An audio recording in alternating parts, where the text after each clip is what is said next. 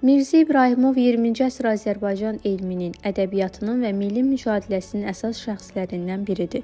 1911-ci ildə Cənubi Azərbaycanın Sərab şəhərində anadan olan Mirzə İbrahimov gənc yaşlarından elmi və ictimai fəaliyyəti ilə seçilib. Cəmi 34 yaşında 1945-ci ildə Azərbaycan Elmlər Akademiyasının təsisçi akademiklərindən biri seçilib.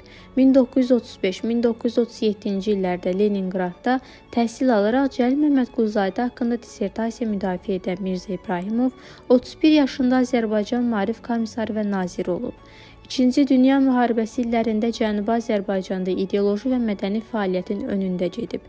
Təbrizdə nəşr olunan Vətən Yolunda qəzetinin yaradıcılarından biri olub.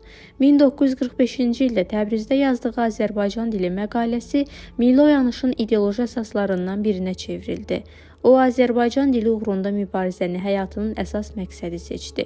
1950-ci illərdə Ali Sovetin sədri kimi ana dilinin dövlət dili statusu alması üçün qətiyyətlə mübarizə apardı. Bu mövqeyinə görə vəzifədən uzaqlaşdırıldı. Təzyiqlərə məruz qaldı, lakin heç zaman geri çəkilmədi. Yazıcı bütün varlığı ilə xalqına, onun tarixinə, dilinə bağlı idi və hər zaman da xalqı üçün onu ən çətin vəziyyətdən belə çıxarırdı. Yazıcı özü isə həyatının bu günlərini Böyük Dayaq romanında belə ifadə edirdi.